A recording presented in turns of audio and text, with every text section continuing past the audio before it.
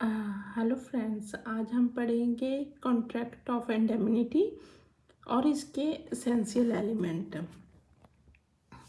तो करते हैं शुरू। हम contract of indemnity is a specific type of contract. In this a third person accept the liability to compensate the other person for loss suffered, whereas in general contract the liability of compensation is one of the party itself. Other words, it can be said that in certain contract the third party accept the liability of performance when the promise does not perform the contract. Therefore it is considered to be a specific type of contract. क्या होता है कि इसमें वो third party है, वो वो accept करती है कि वो जो अगर लॉस हुआ तो वो बियर करेगा, वो थर्ड पार्टी उसको पे करेगी। इसमें यही बताया गया है। इसकी डेफिनेशन कहाँ दी गई है? Section 124 of the Indian contract act 1872 में। इसमें क्या है? Defines that the contract of indemnity according to it a contract by which one party promises to save the other from loss caused to him by the conduct of promisor himself or by the conduct of any other person is called a contract of indemnity. वही है कि इसमें loss सफ़र होता है जो party को, जैसे ए और बी ने के बीच में किसी काम को करने के लिए कॉन्ट्रैक्ट था, ठीक है, और सी ने गारंटी दी अगर बी काम नहीं करेगा तो जो लॉस होगा, जो बी अगर उसके ना करने से जो लॉस होगा वो सी पे करेगा। तो इसको बोलते हैं कॉन्ट्रैक्ट ऑफ इंडेमनिटी। अब in simple words, contract of indemnity is such a contract, ये वो कॉन्ट्रैक्ट है under which one party promise to save the other party. दूसरी पार्टी को, एक पार्टी क्या करती है, दूसरी पार्टी को सेव करती है, किससे? लॉस से, caused by the conduct of the promisor, promisor के कंडक्ट से अगर कोई लॉस हुआ है, और एनी अदर पर्सन, और किसी और पर्सन के कॉन्टैक्ट से वो लॉस हुआ है तो वो पार्टी उस लॉस को बियर करेगी। इसके एसेंशियल एलिमेंट क्या है? इसके एसेंशियल एलिमेंट हैं contract of indemnity has two parties में दो पार्टीज होती हैं, एक होती है इंडेमनिफायर और एक होता है इंडेमनिटी होल्डर। और जो पार्टी प्रॉमिस करती है लॉस बियर करने के लिए कि अगर लॉस होगा मैं कॉम्पनसेट करूँगा, उसको बोलते हैं इंडेमनिफायर, और जिसको वो पेमेंट होनी है किसी लॉस की वो होता है इंडेमनिटी होल्डर।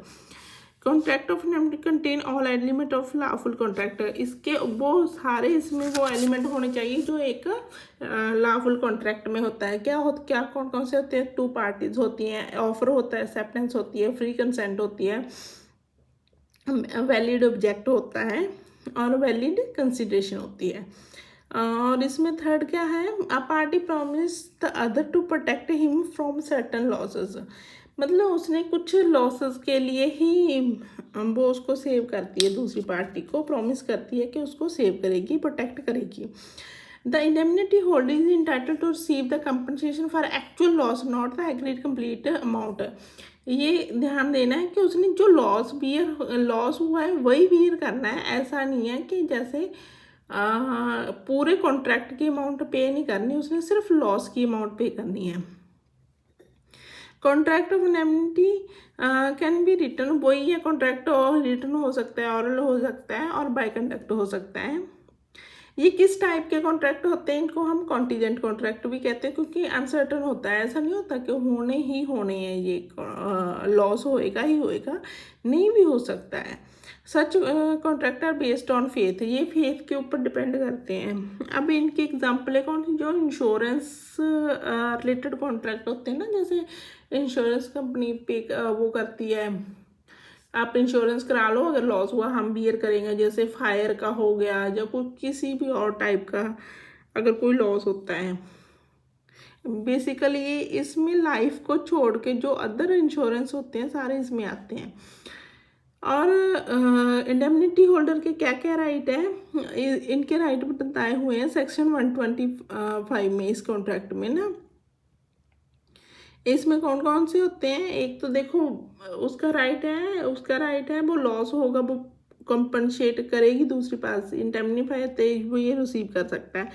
इसके अलावा क्या होता है, all such damages which he may be compelled to pay in such suit, अगर वो कोई केस करता है उसको कोई नुकसान हो गया वो उसके लिए भी उसका राइट है, वो भी रिसीव कर सकता है पैसे इंडेमनीफायर से। और सेकेंडली जो उसने एक्सपेंसेस किए हैं उसको सूट फाइल करने के लिए।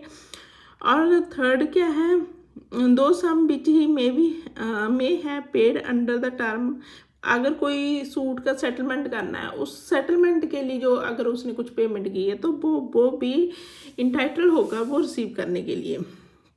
In the case of sale of property where the seller is having defective title, जैसे इसमें ये एग्जांपल दी हुई है कि अगर किसी ने कोई घर खरीदा, प्रॉपर्टी खरीदी है और उसमें टाइटल में डिफेक्ट था तो उसको ठीक कराने में जो भी पैसे लगेंगे वो भी रिसीव करेगा। ये तो थे राइट्स किसके, इंडेमनिटी होल्डर के। अब इंडेमनिटी फायर के राइट्स क्या क्या है, इसके राइट हैं देखो इसके राइट वो तो हैं ही हैं, जैसे जब ये इंडेमनिटी होल्डर को पेमेंट करता है वो सारे जो इंडेमनिटी होल्डर के पास राइट थे वो सारे राइट इसके हो जाते हैं। जैसे अगर किसी से कॉन्ट्रैक्ट किया उससे वो कर नहीं रहा है, उसको लॉस हुआ, इसने तो पैसे दे दिए, ये कहाँ से रिसीव करेगा, ये उसको उससे रिकवर करेगा, इसके पास वो सारे राइट आ गए। सेकेंडली अगर वो नहीं देता, जो पार्टी है जो जिसके कारण लॉस हुआ है जहाँ जो पार्टी थी उस पे ये सूट फाइल कर सकता है, वो जो उसने पेमेंट दी है उसको कंपनसेट करने के लिए।